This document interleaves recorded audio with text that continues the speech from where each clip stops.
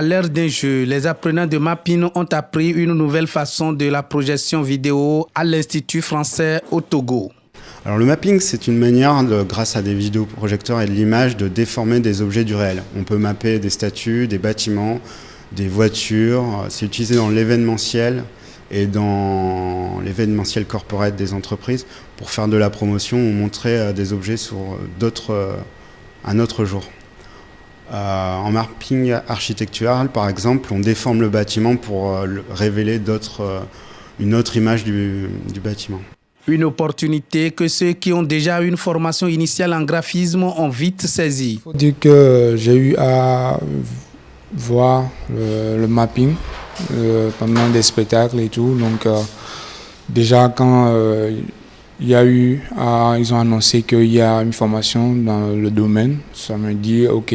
Déjà que j'ai une formation de base en graphisme, en After Effects et tout, j'ai dit ok, ça va me permettre d'augmenter mon apprentissage là-dedans, d'augmenter ma formation dans le domaine de l'audiovisuel. La technologie évolue à grands pas. Seul le perfectionnement perpétuel dans tous les corps de métier permettra de maintenir le cap pour une professionnalisation rationnelle, martèlent ses apprenants.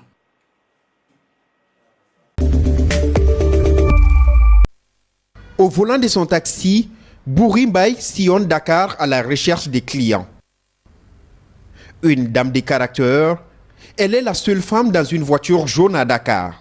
J'aime bien les défis. Tout le monde pensait que le taxi c'est juste pour les hommes et on ne pouvait pas le faire. Et moi j'avais dit en 2007, j'avais dit à mes collègues, on va le faire et on peut le faire. Il y a 10 ans, le gouvernement sénégalais lançait un ambitieux programme des Taxi Sisters, des taxis exclusivement conduits par des femmes. Au début, elles étaient 20 à se lancer. 10 ans après, Bouri est la seule rescapée. Je reste pour maintenir le projet et montrer à tout le monde que les femmes peuvent travailler comme taxi-woman. Il faut être forte mentalement pour le faire quand même, mais pas être costaud ou bien fort pour le faire. Donc, je pense que c'est vraiment intéressant, c'est ça.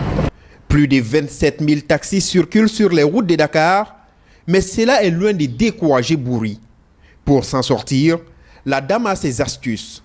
Flexible dans ses prix, aussi elle discute beaucoup durant les trajets avec ses clients et ses côtés séduit ses passagers. C'est le sentiment de sécurité maternelle qui est là.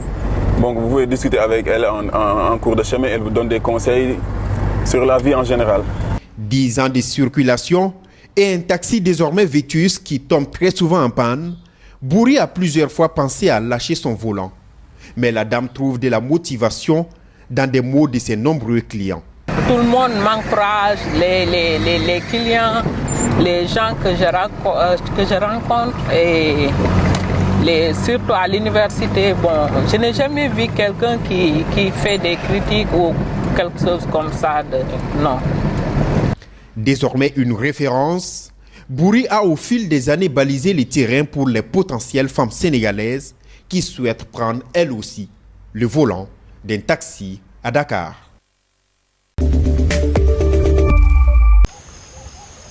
En zone rebelle, au nord de la Centrafrique, ces hommes s'apprêtent à partir au combat. Ils ne sont pas des miliciens, mais des gardes forestiers financés par l'Union européenne. Leur mission, surveiller un girafon égaré, menacé par les braconniers.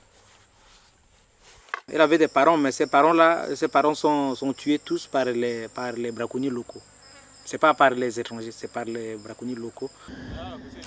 Pour retrouver les traces du girafon, Simplice et ses hommes ont dû rouler en voiture, en moto et traverser des rivières à la nage ou en radeau de fortune dans une forêt dépeuplée. La faune a été décimée par des années de braconnage. En 40 ans, on est passé de environ, je dirais, entre 2000 et 3000 girafes à peut-être moins de 10 aujourd'hui. Les missions sont périlleuses. Cette petite brigade de 46 hommes doit souvent affronter des braconniers qui n'hésitent pas à tirer sur eux. C'est une balle qui m'a atteint lors d'un accrochage avec les Soudanais. Il m'a atteint par derrière. Les braconniers, locaux ou soudanais, viennent faire des razzias dans le parc pour se nourrir. Pour les repousser, les éco-gardes s'entraînent au tir et au déplacement tactique, mais la tâche est difficile. Dans une région qui ne compte ni tribunaux ni prisons, les braconniers arrêtés sont systématiquement relâchés après 2 jours de garde à vue.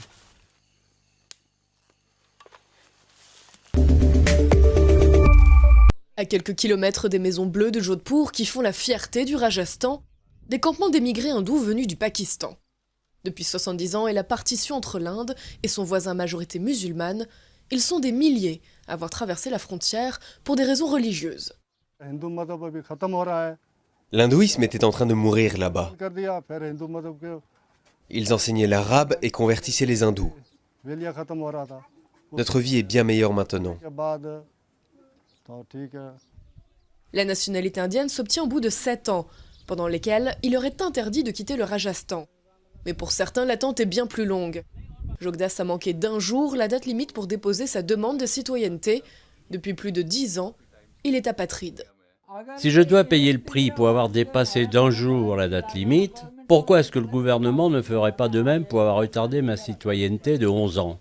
Pourquoi est-ce que le gouvernement ne nous reconnaît pas comme citoyens? Sans papier, une fois leur passeport pakistanais expiré, la plupart des immigrés vivent dans des logements illégaux, sans eau ni électricité, et travaillent dans des carrières de pierre. Kanaramji est devenu citoyen indien en 2005, mais vit toujours dans un logement illégal. On n'a jamais rien reçu, et on erre d'un endroit à l'autre comme des vaches. Alors on arrive à survivre en travaillant dur, on ne meurt pas de faim, mais on ne vit pas comme des êtres humains. L'Inde n'a pas signé la Convention des Nations Unies sur les réfugiés et refuse de leur reconnaître ce statut. L'arrivée au pouvoir du Premier ministre Modi, pro-hindou, a suscité des espoirs vite déçus. Alors oui, il a accordé des choses, mais pour l'instant, ce ne sont que des mots. On attend toujours de les voir appliqués sur le terrain. Plus de 500 000 émigrés hindous vivent actuellement au Rajasthan. Certains, découragés, finissent par retourner au Pakistan, où ils représentent 1,5% de la population.